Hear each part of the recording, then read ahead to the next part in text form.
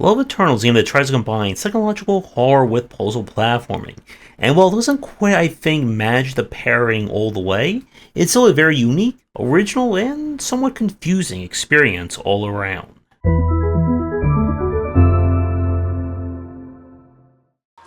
In the game, we play as Maya, a teenage girl who, after one fateful phone call, finds herself trapped in the mind palace slash prison of a jealous god who is looking for companionship, well, eternally.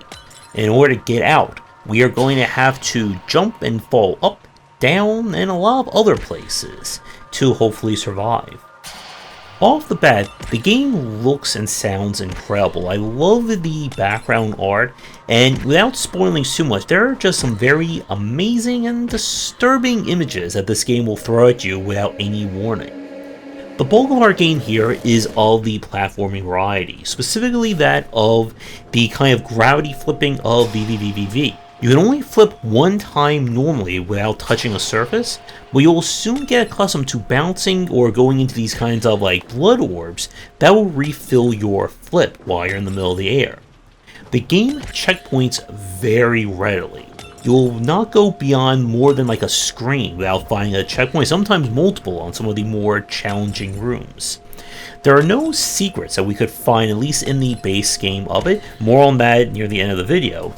And this is just going to be a just straight up exploration of platforming and some other things.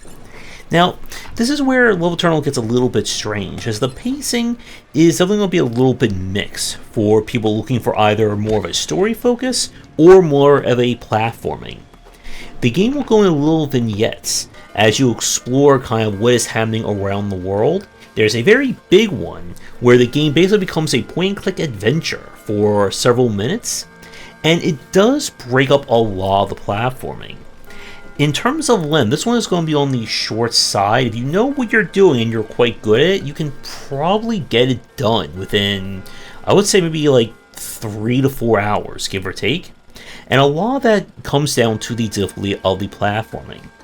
The thing about Love Eternal is that it does feel a little bit janky when we get to some of the higher challenges near the end. And it has to do with how the platforming physics work. In VVVVV, when you swap gravity, it is an instant swap. You're falling down, you immediately start falling up. In Love Eternal, the game calculates based on the velocity that you're moving either up or down to kind of let you almost like lean or bounce a little bit more in that direction before you start going in the opposite. And the difference between flipping when you're already either ascending or descending or being neutral in the air is massive. And more often than not, you're going to hit the button and you're going to have that little extra momentum, and it's going to slam you into spikes or an obstacle. You almost have to adjust your timing by maybe a quarter to half a second earlier than you may be accustomed to in terms of platforming. And it does become a little bit frustrating in some spots. And that is also compounded by kind of the orbs themselves. When the orbs are spread out, there's not really much of a problem. When you hit one, it kind of breaks in like this little pixel explosion.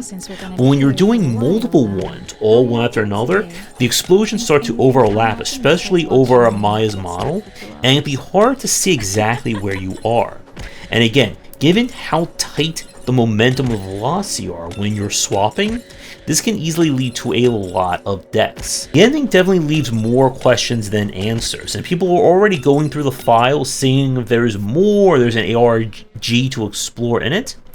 And at the end of the day, Love Eternal is not quite for someone who's looking for a pure story or psychological game, or someone who's looking for a pure platformer, but someone who's looking to experience something very different and original.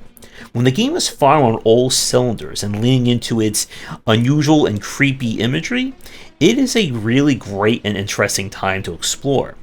But if you're kind of banging your head against the wall in one of the harder rooms, it can be hard to enjoy that. I'm curious to see where things will go. There will be like more content or more things coming down the line. And maybe I'll have my little streamer partner at some point in the future.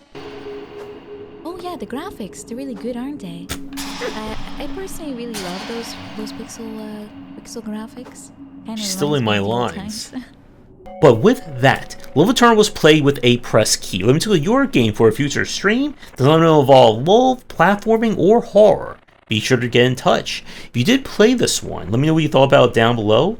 And with that, thanks for watching and see everyone for our next bit of game design coverage coming soon. Thanks for watching and a special thank you to our Patreon supporters. If you enjoyed the video, do the YouTubing stuff. Be sure to visit our Discord and Patreon, and you're interested in more in my thoughts on design, check out my game design books.